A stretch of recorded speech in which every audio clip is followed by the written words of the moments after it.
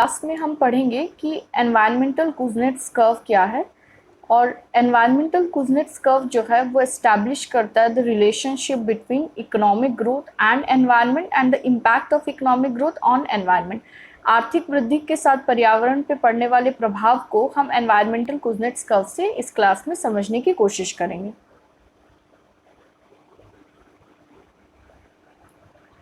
आज के लेक्चर का कंटेंट है Kuznets curve, environmental Kuznets curve, criticism of Kuznets curve, criticism of environmental Kuznets curve. Kuznets curve जो है वो एनवायरनमेंट के लिए नहीं बनाया गया था, ये बनाया गया था फर्स्ट ऑफ ऑल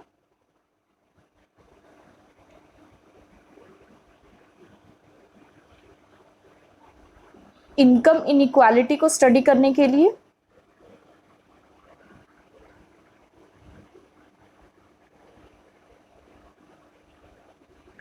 और इससे जो बना वो था एनवायरमेंटल कुज़नेट्स कर्व, जो स्टडी करता था कि एनवायरनमेंट पे पड़ने वाला प्रभाव या एनवायरमेंटल डिग्रेडेशन जो है उसमें किस प्रकार से परिवर्तन आ रहा है आर्थिक वृद्धि के साथ। पर्यावरण को जो क्षति पहुंच रही है आर्थिक वृद्धि के साथ, उसको एनवायरमेंटल कुज़नेट्स कर्व से ग्राफिकली प्रेजेंट किया गया। इसके साथ ही हम ये समझेंगे कि कुज़नेट्स कर्व जो इनइक्वालिटी के लिए, इनकम इनइक्वालिटी के लिए दिया गया था, जो ओरिजिनल कुज़नेट्स कर्व था साइमन कुज़नेट्स ने दिया था, जिससे कि एनवायरमेंटल कुज़नेट्स कर्व उभर के सामने आई है, एक एक्सपेंशन है कुज़नेट्स कर्व का, उसका क्रिटिसिज्म किया, उसकी किस प्रकार से आलोचना की गई है। और उसी के साथ एनवायरमेंटल कुज़नेट्स कर्व, जिसे शॉर्ट में EKC भी कहते हैं, उसकी किस प्रकार से आलोचना की गई है।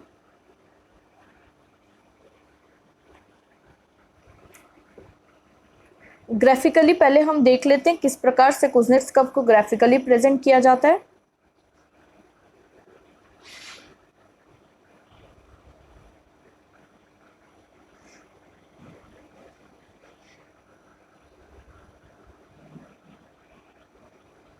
एक्स एक्सिस पे आप लेंगे इनकम पर कैपिटा,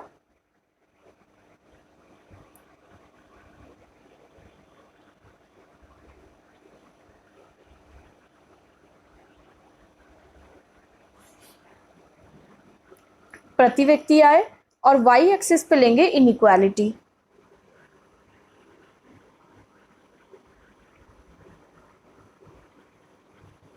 जिसे हम कहते हैं असमानता। आय असमानता को वाई एक्सिस पे लिया गया है, प्रति व्यक्ति आय को एक्स एक्सिस पे लिया गया है।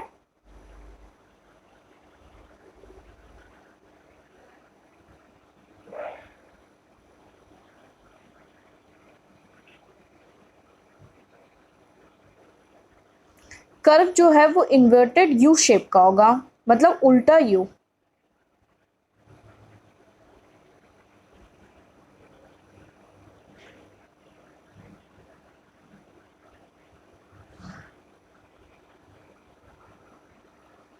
इसमें आप देख सकते हैं जो यू शेप का कर्व है, जो कि उल्टा यू है या इन्वर्टेड यू है, इसे कहते हैं an inverted you curve.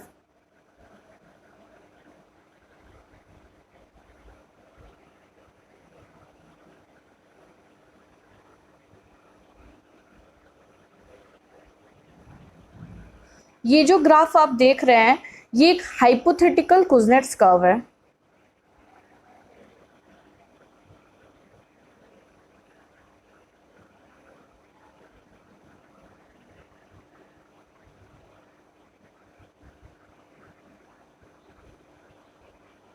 Hypothetical मतलब जिसकी कल्पना की गई है, जिसको कुछ लॉजिक्स के द्वारा, तर्क के द्वारा जिसको स्थापित किया गया है, और एम्पेरिकली या डेटा की सहायता से जब कुज़नेट्स कर्व का निर्माण किया जाता है, जो कि आय, प्रति व्यक्ति आय और आय असमानता का ग्राफ है, वो इतना स्मूथ यू शेप में नहीं होता है, इतना सिमेट्रिकल नहीं होता। ये सिर्फ सिंप्लीफाई करने के लिए।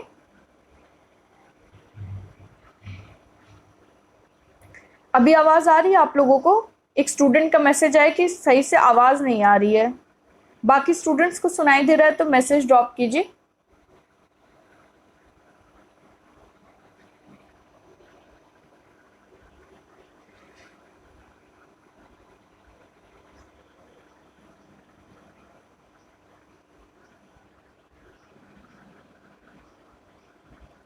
कुछ स्टूडेंट्स को सुनाई दे रहा है, इसका मतलब किसी एक पर्टिकुलर स्टूडेंट को प्रॉब्लम हो रही है, उसके यहाँ नेटवर्क इशू है, तो आप लोग थोड़ा वेट कीजिए, हो सकता है आप लोग को भी सुनाई दे। यहाँ पे हम ये स्टडी कर रहे हैं कि हाइपोथेटिकल कुजनेट्स कर्व जो है, या कुजनेट्स कर्व जो ओरिजिनल आया था, और एक स्टूडेंट का भी मैसेज आया कि आवाज नहीं आ। फिर से मैं माइक्रोफोन को ऑफ करके ऑन करती हूँ, फिर आप लोग बताइएगा।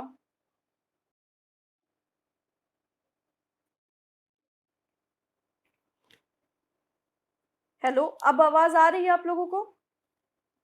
जिन स्टूडेंट्स को पहले सुनाई नहीं दे रहा था, क्या अब सुनाई दे रहा है?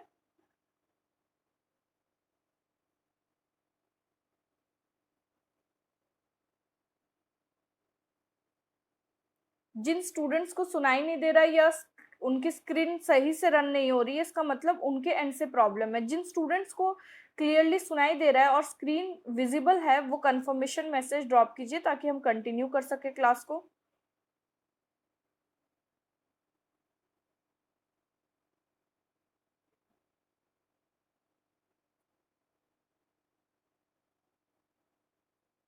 ओके, एक स्टूडेंट का मैसेज आया कि क्लियरली विजिबल है, क्लियरली सुनाई दे रहा है। जिन स्टूडेंट्स को सुनाई नहीं दे रहा है वो पेशेंटली वेट कीजिए, कुछ देर बाद आप लोगों को हो सकता है आपका नेटवर्क इशू जो हो वो रिजॉल्व हो जाए, तो आप लोग को भी सुनाई देगा।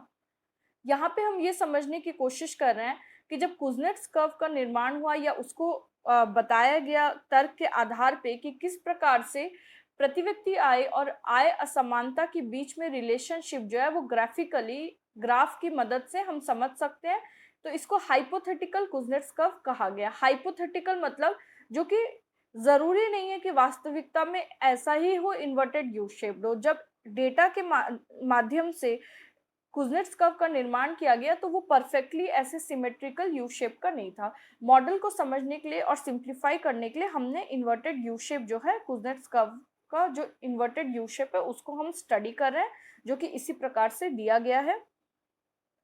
इसमें आप देख सकते हैं कि इनकम पर कैपिटा जो है वो एक्स एक्सिस पे, प्रति व्यक्ति आय जो है वो एक्स एक्सिस पे, और इनइक्वालिटी या आय असमानता, इनकम इनइक्वालिटी जो है वो हमने वाई एक्सिस पे लिया है। ये जो ग्राफ है इसमें आप देख सकते हैं कि जैसे जैसे इनकम पर कैपिटा बढ़ रहा है, वैसे वैसे आय में जो असमानता है या इनकम इनइक्वालिटी है, that is increasing with income per capita.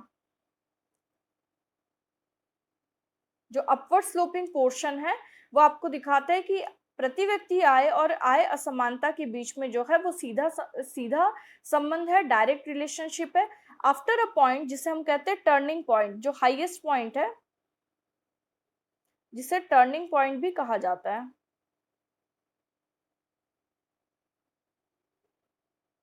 इस पॉइंट के बाद से आप देख सकते हैं जैसे जैसे प्रति व्यक्ति आय बढ़ रही है, वैसे वैसे आय समानता असमानता या इनकम इनइक्वालिटी में कमी आ रही है। तो कुजनेट्स का ये स्थापित करता है कि जैसे जैसे आर्थिक वृद्धि होती है, प्रति व्यक्ति आय बढ़ती है, उसी के साथ साथ जो आय असमानता है उसमें भी निरंतर वृद्धि आती है। लेकिन एक एक बिंदु के बाद, एक पॉइंट के बाद, जिसे हम टर्निंग पॉइंट कहते हैं, उसके बाद इनकम इनइक्वालिटी या आय समानता में गिरावट आने लगती है। तो इनकम इनइक्वालिटी को अगर हटाना है तो कुजनेट्स कर्व का सॉल्यूशन है कि इकोनॉमिक ग्रोथ को हमें एक टर्निंग पॉइंट से क्रॉस कराना होगा। ये एक level of, at one level of economic growth, the income inequality will start to decrease. ये था आपका ओरिजिनल कुजनेट्स कर्व, जो कि इनकम इनइक्वालिटी या आय असमानता के संदर्भ में दिया गया था, और इसको दिया था साइमन कुजनेट्स ने।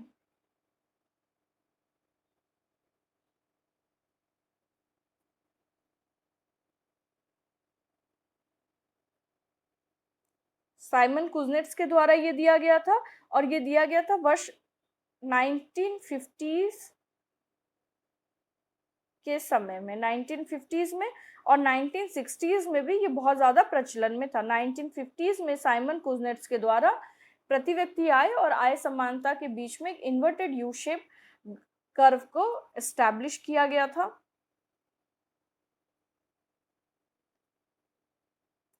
1991 के बाद से, सिंस 1991,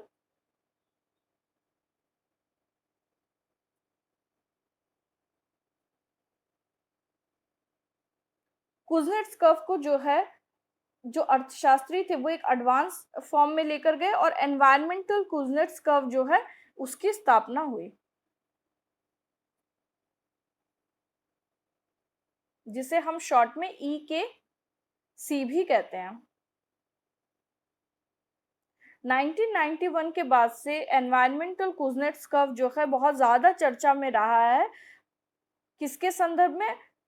जो पर्यावरणीय नीतियां बन रही थी उनके संदर्भ में एनवायरमेंटल कुज़नेट्स कर्व जो है उसकी प्रमुखता जो है वो बहुत ज़्यादा बढ़ गई थी since 1991। EKC became important in regards to environmental policy। पर्यावरणीय नीतियां जो बन रही थी 1991 के बाद से, उसमें एनवायरमेंटल कुज़नेट्स कर्व का बहुत ज़्यादा आप देख सकते हैं कि वो चर्चा में था और बहुत ज़्यादा उपयोग भी किया गया। अब हम समझते हैं कि इसके पीछे का लॉजिक क्या था। क्या एक्सप्लेनेशन साइमन कुज़नेट्स ने दिया था जब उन्होंने इन्वर्टेड यू शेप कर्व जो है वो एस्टैब्लिश किया था between income per capita and inequality. Explanation जो था उनका, दो सिमिलर एक्सप्लेनेशंस थे, टू सिमिलर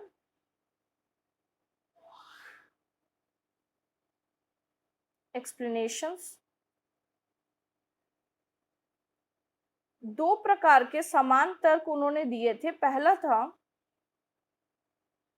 कि जैसे जैसे इकोनॉमिक ग्रोथ होगा, इनका जैसे जैसे इकोनॉमिक ग्रोथ होगा, इंडस्ट्रियलाइजेशन होगा, वर्कर्स जो हैं वो एग्रीकल्चर सेक्टर से इंडस्ट्रियल सेक्टर में माइग्रेट करेंगे, या जो आप कह सकते हैं कि जो कृषि क्षेत्र है वहां से बहुत ज्यादा पलायन देखा जाएगा वर्कर्स का, श्रमिकों का औद्योगिक क्षेत्र की ओर। तो पहला रीजन है माइग्रेशन ऑफ वर्कर्स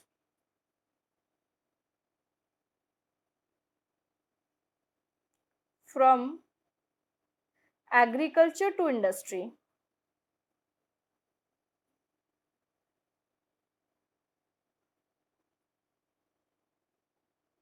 दूसरा जो रीजन था वो भी इससे मिलता जुलता था, सिमिलर था। दूसरा रीजन था rural workers move to urban jobs. जो ग्रामीण क्षेत्र के श्रमिक थे वो शहरों की तरफ नौकरी की तलाश में वो शहरों की तरफ जो है जाने लगे थे। Rural workers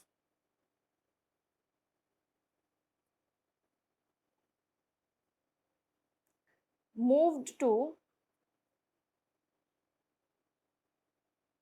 urban jobs.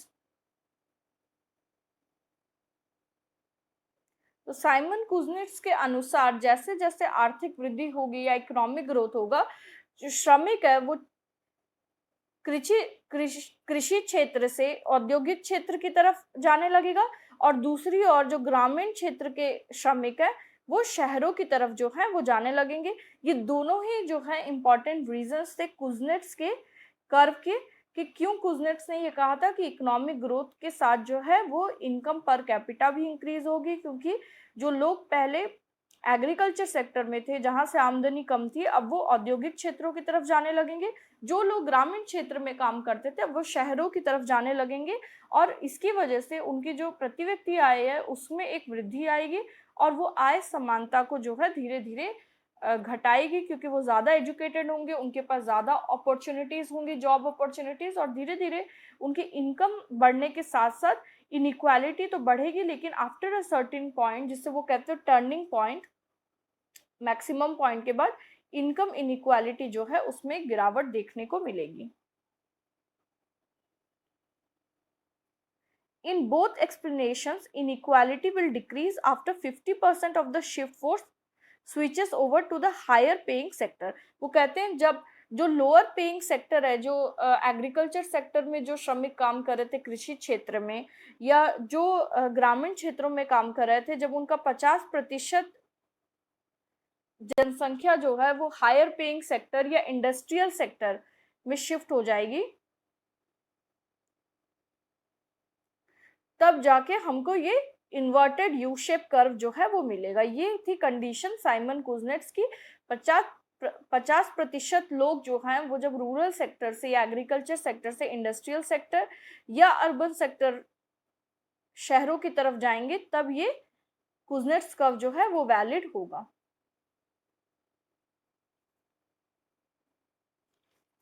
ये जो कुजनेट्स कर्व दिया गया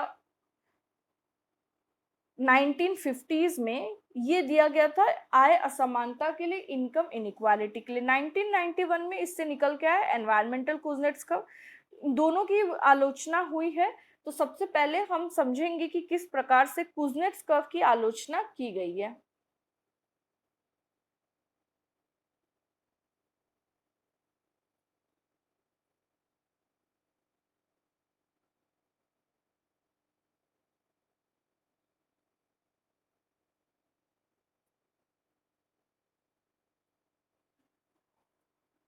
Critics of the Kuznets curve theory argue that its U-shape comes not from progression in the development of individual countries, but rather from historical differences between countries. ये जो इसकी आलोचना करते हैं उनका ये मानना है क्योंकि ये बहुत सारे देशों के लिए बनाया गया था कुजनेट्स कर्व। तो ये कहते हैं कि ये कुजनेट्स कर्व का जो यू शेप है ये इस वजह से नहीं है कि जो इंडस्ट्रियल कंट्रीज हैं उनमें ज़्यादा विकास देखने को मिला था। ये इस वजह से है क्योंकि जो अलग अलग कंट्रीज थे, अलग अलग देश थे, उनके बीच पहले से बहुत ज़्यादा डिफरेंस था, इसलिए यू शेप कर्व जो है वो देखने को मिलता है।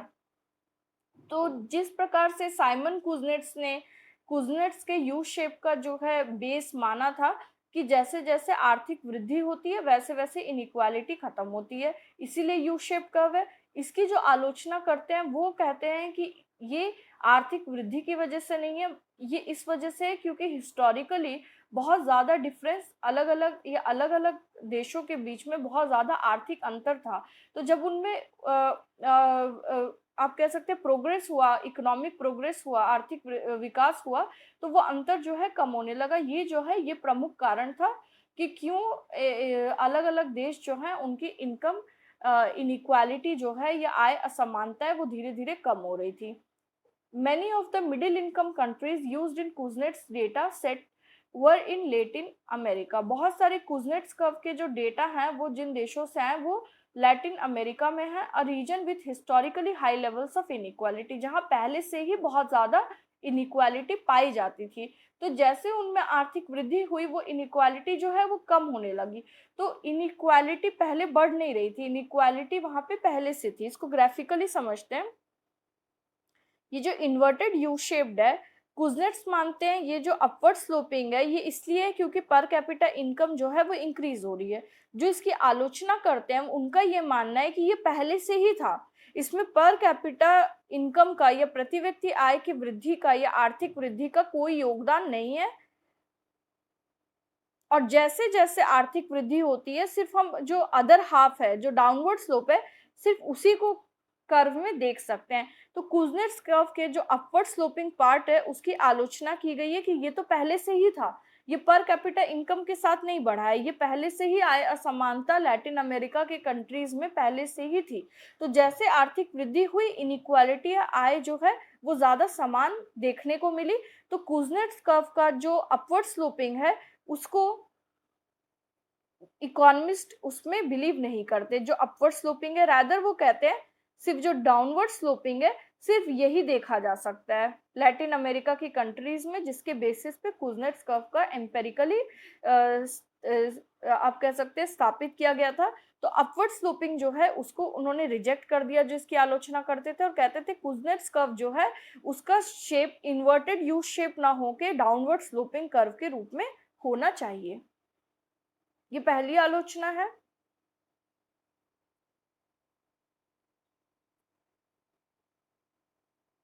ये जो स्टडी है ये 1998 में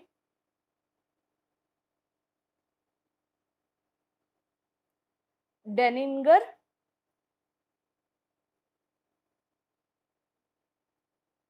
और स्क्वायर के द्वारा की गई थी।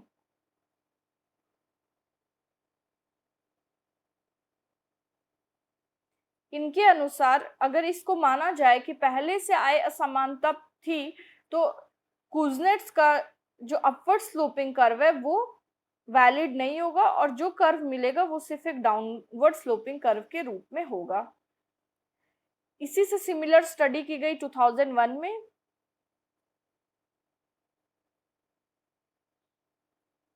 फील्ड्स के द्वारा,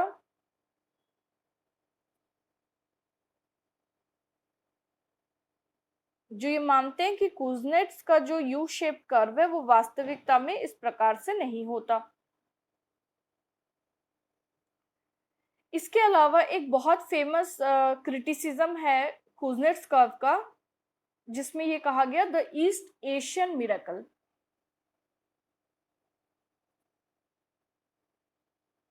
जिसे EAM भी कहा जाता है शॉर्ट में,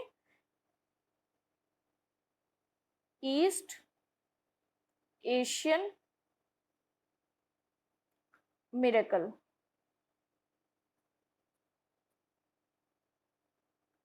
ईस्ट एशियन मिरेकल के अकॉर्डिंग जो ईस्ट एशिया की 8 कंट्रीज थी, Japan, south Korea, China, Singapore, Indonesia, Thailand and Malaysia, 1965 और 1990 के बीच में इन देशों में, 1965 एंड 1990, इन देशों में बहुत ज्यादा मैन्युफैक्चरिंग इंडस्ट्री में और एक्सपोर्ट्स में बहुत ज्यादा वृद्धि देखने को मिली, और अचानक से ही ये देश जो हैं यहाँ पे इनकी जो बिलो पॉवर्टी लाइन पीपल थे उनमें बहुत ज्यादा रिडक्शन आया, और इन देशों की जो आर्थिक आप कह सकते हैं राष्ट्रीय आय या आर्थिक वृद्धि थी उसमें बहुत ज्यादा वृद्धि देखने को मिली। इसलिए इसे कहते हैं ईस्ट एशियन मिरेकल। ये एस्टैब्लिश करता है कि कुजनेट्स कर्व जो है वो गलत साबित हो जाता है। क्यों? क्योंकि यहाँ पे जैसे ही पर कैपिटा इनकम इंक्रीज हुई इन 8 कंट्रीज में, वैसे ही इनकम इनइक्वालिटी जो है वो डिक्रीज हुई। तो कुजनेट्स का जो डाउनवर्ड स्लोपिंग कर्व है वो तो एस्टैब्लिश हो गया, लेकिन जो अपवर्ड स्लोपिंग था वो यहाँ पे एस्टैब्लिश नहीं हो पाया। यहाँ पे जैसे ही पर कैपिटा इनकम इंक्रीज होती है वैसे ही आय असमानता या इनकम इनइक्वालिटी में डिक्रीज देखने को मिलता है। इसलिए कुजनेट्स का जो यू शेप्ड कर्व है वो यहाँ पे एस्टैब्लिश नहीं हो पाता। ये एक बहुत ही फेमस क्रिटिसिज्म है कुजनेट्स कर्व का। इसी प्रकार से जोसेफ स्टिग्लिज ने भी इसकी आलोचना की है।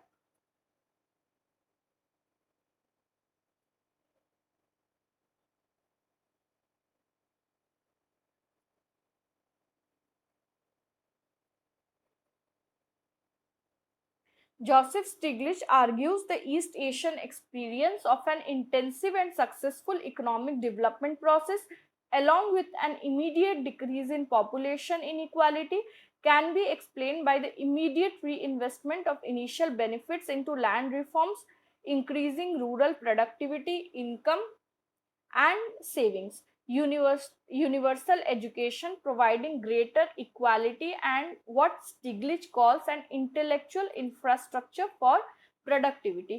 Stiglitz ने बात की इंटेलेक्चुअल इंफ्रास्ट्रक्चर की।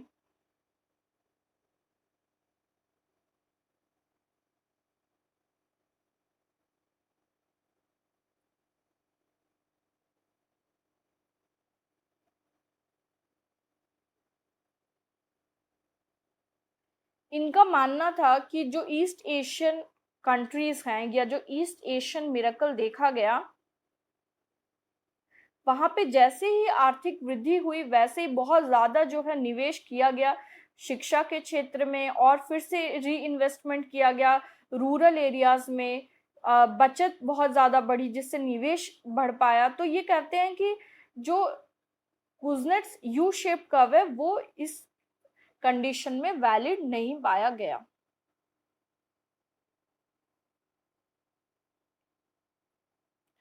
इसके अलावा जब कुजनेट्स की जो बायोग्राफी है उसमें भी ये पाया गया कि कुजनेट्स ने ये कहा था कि उनकी जो यू शेप्ड कर्व है वो हर कंट्री या हर सिचुएशन के लिए लागू नहीं होती। इसके बावजूद भी इसको नजरअंदाज किया गया और बहुत सारे पॉलिसीज और लॉ ऐसे बने, लॉ फॉर्मेशन, जो कि कुजनेट्स कर्व के आधार पे थे। On the basis of Kuznets curve. तो ये थी कुज़नेट्स कर्व की आलोचना। अब हम ये समझते हैं कि एनवायरमेंटल कुज़नेट्स कर्व जो कि कुज़नेट्स कर्व से ही निकल के आया है, और 1991 के बाद से एनवायरमेंटल पॉलिसी मेकिंग या पर्यावरणीय संबंधी जो नीतियों का निर्माण हुआ, उसमें इसकी बहुत अहम भूमिका रही है एनवायरमेंटल कुज़नेट्स कर्व की। उसको हम समझते हैं कि वो एग्जैक्टली क्या है। एनवायरमेंटल कुज़नेट्स कर्व क्या है, ग्राफिकली इसको कैसे प्रेजेंट किया जाता है, और इसका क्रिटिसिज्म क्या है। तो पहले हम ग्राफिकली इसको बनाते हैं।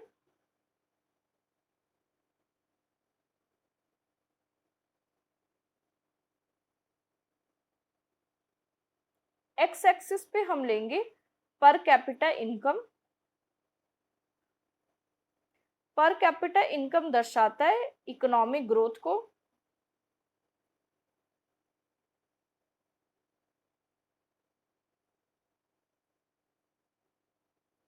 प्रति व्यक्ति आय इंडिकेट करता है आर्थिक वृद्धि को। और वाई एक्सिस पे हम लेंगे एनवायरमेंटल डिग्रेडेशन।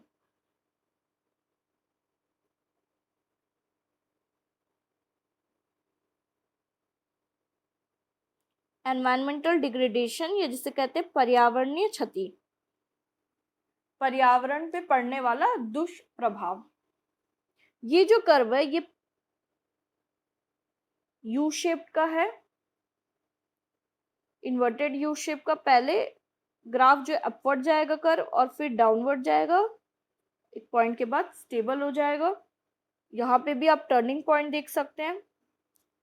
जो लेफ्ट साइड है कर्व का वो ये एस्टैब्लिश करता है कि जैसे जैसे प्रति व्यक्ति आय बढ़ेगी, वैसे वैसे पर्यावरण पर जो पड़ने वाला प्रभाव है, दुष्प्रभाव है, नकारात्मक प्रभाव है, उसमें बढ़ोतरी होगी, उसमें वृद्धि होगी। तो हम ये कह सकते हैं कि the left side of the curve before the turning point shows environment वर्सेंस।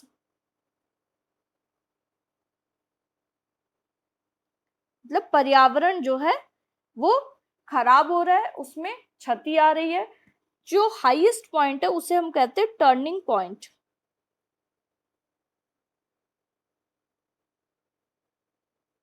जो राइट साइड है वो बताता है जैसे जैसे पर कैपिटा इनकम प्रति व्यक्ति आय बढ़ रही है, after the turning point, turning point के बाद पर्यावरण जो है उसमें सुधार आ रहा है। हम कह सकते हैं एनवायरमेंट इंप्रूव्स।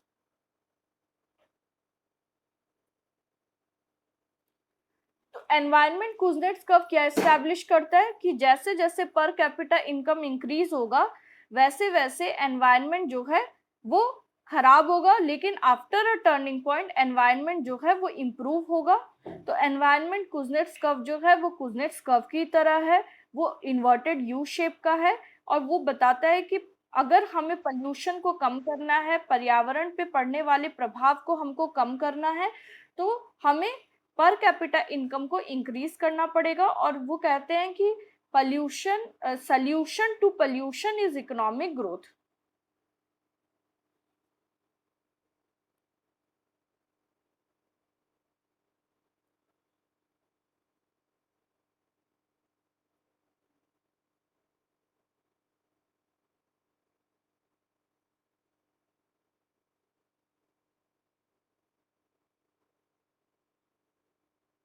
प्रदूषण को अगर कम करना है तो हमें आर्थिक वृद्धि करनी होगी, ऐसा एनवायरमेंटल कुज़नेट्स कर्व का मानना है। ये कर्व भी एक हाइपोथेटिकल एनवायरमेंटल कुज़नेट्स कर्व है। इसका क्या मतलब है कि ये तार्किक आधारों पे बेस्ड है, और एम्पेरिकली या डेटा की सहायता से जब हम इस कर्व का निर्माण करेंगे तो हो सकता है ये इतना स्मूथ कर्व ना हो।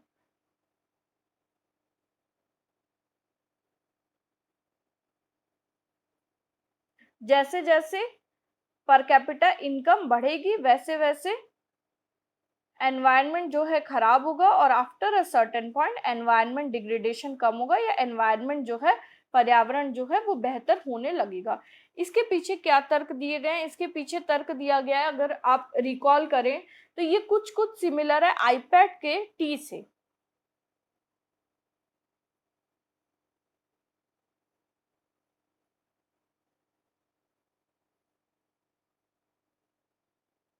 आईपैड में टी या टेक्नोलॉजी ये कहता था कि जैसे जैसे तकनीकी विकास होगा वैसे वैसे एमिशंस जो हैं कम होंगे, क्योंकि एफिशिएंसी जो है वो बढ़ जाएगी और पॉल्यूशन जो है वो कम होगा। उसी तरीके से एनवायरमेंटल कुजनेट्स कर्व के अकॉर्डिंग जैसे जैसे पर कैपिटा इनकम बढ़ेगी वैसे वैसे लोग जो हैं ज्यादा अच्छे एनवायरनमेंट की डिमांड करेंगे। जैसे जैसे इकोनॉमिक ग्रोथ इंक्रीज होगा आर्थिक वृद्धि होगी, उसके साथ जो है नई तकनीक जो है इंट्रोड्यूस होगी, नई टेक्नोलॉजी इंट्रोड्यूस होगी जो कि पोल्यूशन को और CO2 एमिशन को कम करेगी। ये तर्क दिए गए कि क्यों एनवायरमेंटल कुजनेट्स कर्व जो है इन्वर्टेड यू शेप का होता है। इसमें कुछ एम्पिरिकल एविडेंस भी पाए गए। इसमें एक एग्जांपल ले सकते हैं हम अमेरिका की इकोनॉमी का और बहुत सारी इकोनॉमीज का, जहां पे जैसे जैसे आर्थिक वृद्धि हुई वैसे वैसे वहां की सरकार ने वाटर पोल्यूशन को कम करने की कोशिश की, जो पहले से पोल्यूटेड वाटर बॉडीज थे उनको साफ किया, एयर पोल्यूशन को कम करने की कोशिश की गई। तो ये सारे कुछ एविडेंस भी पाए गए हैं, लेकिन अगर हम इसकी आलोचना करें या ये देखें कि किस प्रकार से इसकी आलोचना की गई है, तो हम ये पाएंगे कि जैसे जैसे जीडीपी ग्रोथ रेट इंक्रीज होगा वैसे वैसे इकोलॉजिकल फुटप्रिंट जो है वो इंक्रीज होगा।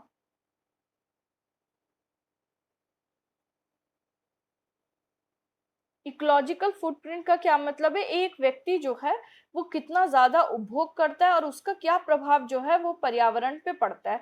तो ये कहा गया अगर जीडीपी इंक्रीज हो रही है तो इकोलॉजिकल फुटप्रिंट को कभी भी डिक्रीज नहीं किया जा सकता। दूसरी ओर ये कहा गया क्योंकि प्रदूषण जो है वो हम पे सीधा असर डालता है। अगर हम एयर पोल्यूशन की बात करें तो उसको कम करने की नीतियां तो कारगर बनाई गई, लेकिन जो CO2 एमिशन से रिलेटेड प्रॉब्लम थी ग्लोबल वार्मिंग की, वो क्योंकि हम पे डायरेक्ट असर नहीं डालती और एक लॉन्ग टर्म इफेक्ट है जो एक लंबे समय अंतराल के बाद ही देखने को मिल सकती है, इसलिए इससे रिलेटेड जो पॉलिसीज बनाई गई CO2 एमिशन को रिड्यूस करने के लिए वो उतनी कारगर नहीं थी। तो अगर हम कुजनेट्स कर्व की आलोचना करें तो जो पोल्यूशन विजिबल था, जिसका डायरेक्ट इम्पैक्ट सीधा प्रभाव देखने को मिल रहा था, उसके रिलेशन में एनवायरमेंटल कुजनेट्स कर्व जो है वो पाया जा सकता है। लेकिन जो इनडायरेक्ट इफेक्ट डाल रहे थे like global warming through CO2 emission, उसके संदर्भ में एनवायरमेंटल कुजनेट्स कर्व जो है वो इन्वर्टेड यू शेप का देखने को नहीं मिलता। बहुत सारे इकोनॉमिस्ट है जिन्होंने ये भी तर्क रखा कि environmental Kuznets curve U shape का नहीं होता बल्कि एन शेप का होता है, जिसमें दो प्रमुख नाम है, एक है मिलीमेट का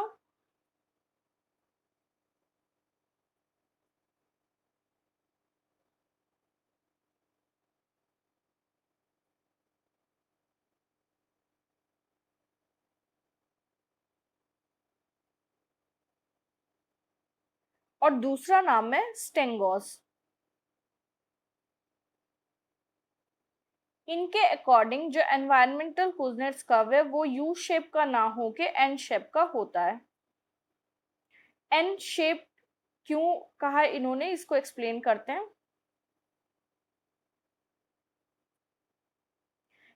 एक्स एक्सिस पे हम लेंगे per capita income, Y axis पे हम लेंगे एनवायरमेंटल डिग्रेडेशन, पर्यावरण को पहुंचने वाली क्षति।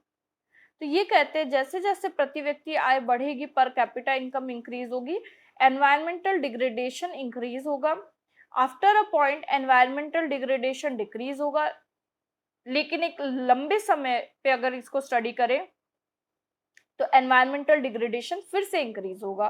तो ये यू शेप का ना हो के ये कहते हैं एनवायरमेंटल कुजनेट्स कर्व जो है, या एनवायरमेंट कुजनेट्स कर्व ना कह के, क्योंकि एनवायरमेंटल कुजनेट्स कर्व तो कुजनेट ने दिया था। एनवायरमेंटल कर्व जो है वो एन शेप का होता है, ऐसा मानना था मिलीमेट एंड स्टेंगर्स का। N shaped environmental curve which establishes the relationship between per capita income and environmental degradation.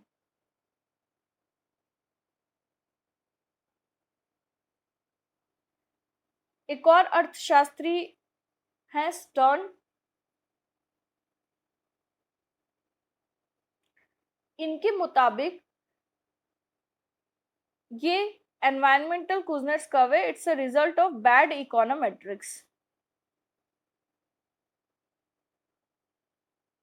और इनका कथन है it is very easy to do bad econometrics and says the history of the EKC exemplifies that can what can go wrong. ये कहते हैं कि सिर्फ econometrics की हेल्प से मैथमेटिकल मॉडल्स बना के हम एनवायरनमेंट की प्रॉब्लम को या पर्यावरणीय संबंधी समस्याओं का निवारण नहीं कर सकते। और इनके अनुसार ये खराब इकोनोमेट्रिक्स या बैड इकोनोमेट्रिक्स का रिजल्ट है कि हम एनवायरमेंटल कुजनेट्स कर्व के अनुसार जो है वो नीतियों का निर्माण करें, क्योंकि वास्तविकता में एनवायरमेंटल कुजनेट्स कर्व जो है बस वो कुछ ही पल्यूटेंट्स या कुछ गैस से को पल्यूशन क्रिएट करने वाली गैस को की मात्रा को ही कम करता है। लेकिन जहां हम सारे पल्यूशंस की बात करें, कुल प्रदूषण की बात करें या CO2 एमिशन की बात करें, उत्सर्जन की बात करें कार्बन डाइऑक्साइड की, तो उस समस्या जो कि बहुत बड़ी समस्या, उसका निवारण जो है वो हमें इस तरीके से कुजनेट्स कर्व जो दिया गया था, environmental Kuznets curve Simon Kuznets के द्वारा, उससे हम उसका निवारण एनवायरमेंटल प्रॉब्लम्स का नहीं कर सकते। तो ये थी आलोचना एनवायरमेंटल कुजनेट्स कर्व की। तो आज के लेक्चर में हमने ये समझा कि कुजनेट्स कर्व क्या था, जो साइमन कुजनेट्स के द्वारा 1950s में दिया गया था।